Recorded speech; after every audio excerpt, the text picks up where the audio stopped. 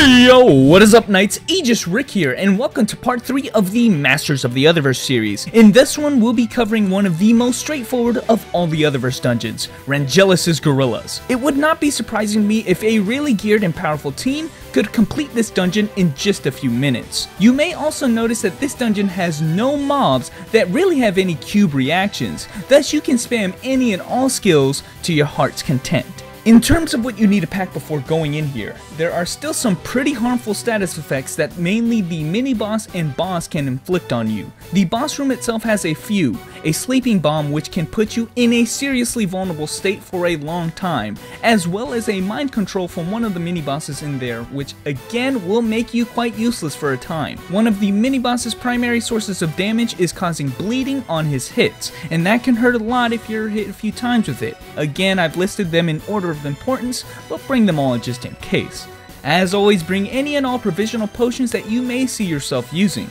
Anyway guys, let's go. Room 1 is already a room that requires little to no explanation. Kill everything on the screen. Be careful before casting all of your starting buffs and such, as right when you spawn in they are already shooting machine guns from the far side of the room.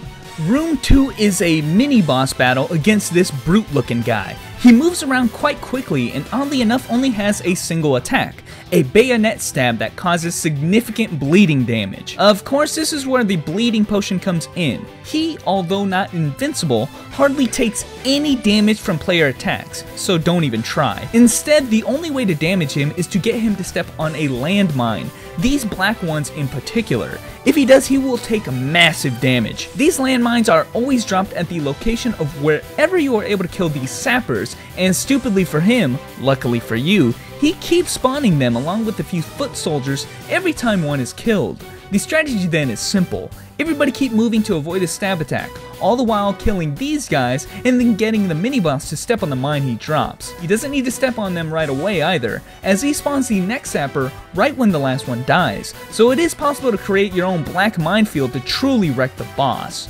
A few things to note about this guy. Generally, it seems as though the mini-boss focuses on one player with his stabs. If you're the focus, don't panic. And if anything, just be the guy who lures the boss around to the landmines and let your teammates focus on the sappers. Another thing is, while you don't do any damage to him, the boss can still be hit.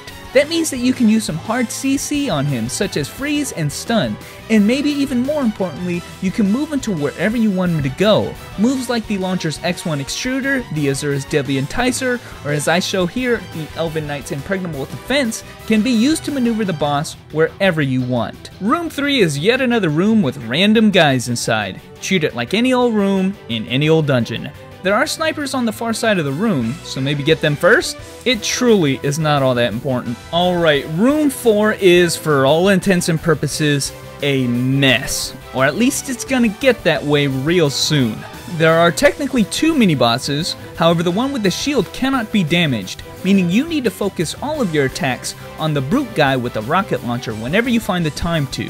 The mini-bosses themselves are quite harmless, however, like most final bosses in the Otherverse, the dynamic duo has different phases and room-wide attacks, so I'll just try to explain those. Again, just because he's doing attacks and the room's getting crazy, doesn't mean you should stop fighting. Hit him with whatever you can, whenever you can. Alright, sometimes a large group of care packages comes airdropped from the sky. If the boss steps on them when they land, he gets healed, so break them before he has a chance to. Now the boss itself has 2 launcher type attacks that cover the whole room. One is a carpet bomb attack, which will telegraph the locations of where the rockets will fall. You can easily dodge it. Sometimes he can fire a huge nuke that will be dropped from the right side of the map, and just for reference, it will always drop in the exact same location, so you should know when it's coming. Now the proper way to block this attack is to bring 3 out of the 4 members to the metallic circle in the middle of the room to quickly craft a miniature bunker to block the damage from this attack. This blast shield, however, doesn't block anything else, so you can easily still get shot to death.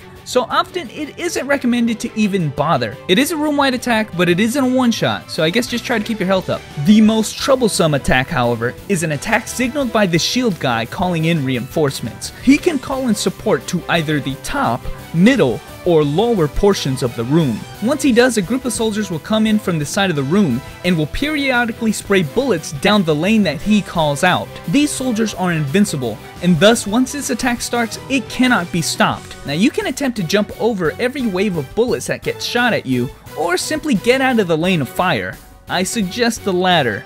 But sometimes, depending on how fast you kill the boss, multiple if not all 3 lanes will be full of bullet fire, making things a bit hectic. I'll just note that the very top of the room seems to be safe for the most part, even if there is fire in the top lane. One strategy you could try is to run to the very top of the room and try to use some kind of skills to lure the rocket launcher guy to you. The reason for this is that you can do damage to him while still avoiding the barrage of bullets that will come soon afterwards. If you're fast enough in killing him, he simply won't have enough time to do much else aside from that attack. Then again, if your party is real strong, you can just run straight to him and dispatch him as soon as possible in the most brute force way possible. Room 5, and yep, you guessed it, just a normal room. Sure, there's technically a mini-boss, but to me he's just like one of those green mobs you find in regular dungeons sometimes. Dispatch everyone and get ready for the boss, as the boss can get hectic and there are a lot of things to talk about there. By now, I think you guys are getting the idea with the Otherverse bosses. You keep damaging them and then dodge their gimmick attacks. This guy is no different, but there is a bit of strategy involved. He has a lot of mobs inside and they can all pose a potential problem if not dealt with. I suggest you kill all the mobs in the boss room before attempting to burst down the boss. Of course, as always, if you're strong enough and can do enough hit stun, you can kill the boss before he has any opportunity to get any attacks off. But if that isn't the case, here's the general strategy. First and foremost, you've got to kill that bitch with the whip in here. She will periodically cast mind control on the entire party, and I don't have to explain why that's a bad thing. This is also why you have your brainwash potion handy, just in case. Oftentimes when killing her, the party will also try and pull the boss in as well, since they are so close in proximity to each other. But I still say at least have a few party members tending to the other enemies. These snipers will shoot party members constantly, and the machine gunners, while stationary, can pose a serious problem later on. Now after all the enemies are dealt with, you still gotta watch out for Rangelus,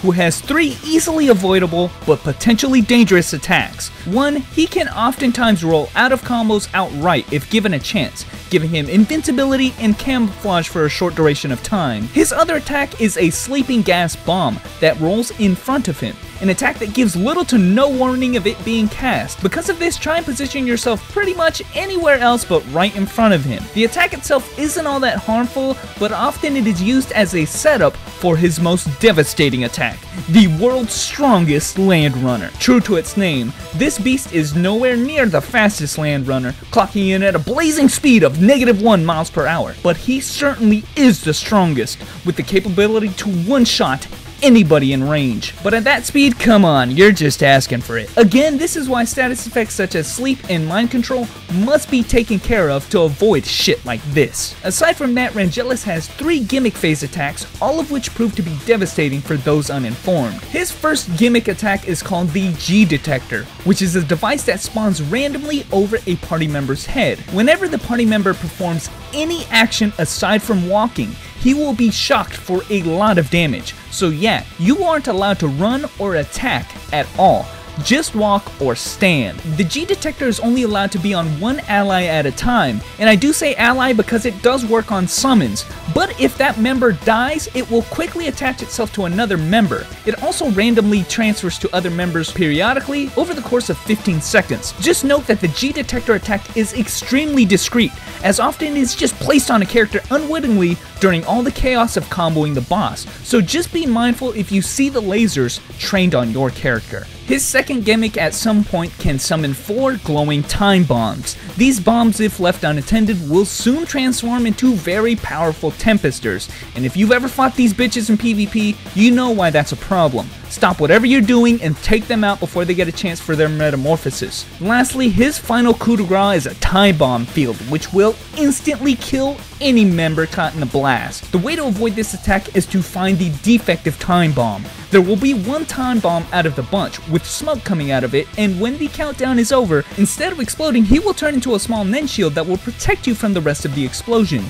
Be careful, however, as this Nen shield is not your friend. If this thing is attacked by anything, even a friendly attack or a summon, it will pop, and you will lose your only shield to the attack. There are many things that can break it. Just try and be mindful, as this is a party wipe situation we're talking about here. He is invincible during the attack and will perform it many times before giving up. Other than all of what I just said, keep attacking, keep comboing, and he is sure to go down soon after this final attack.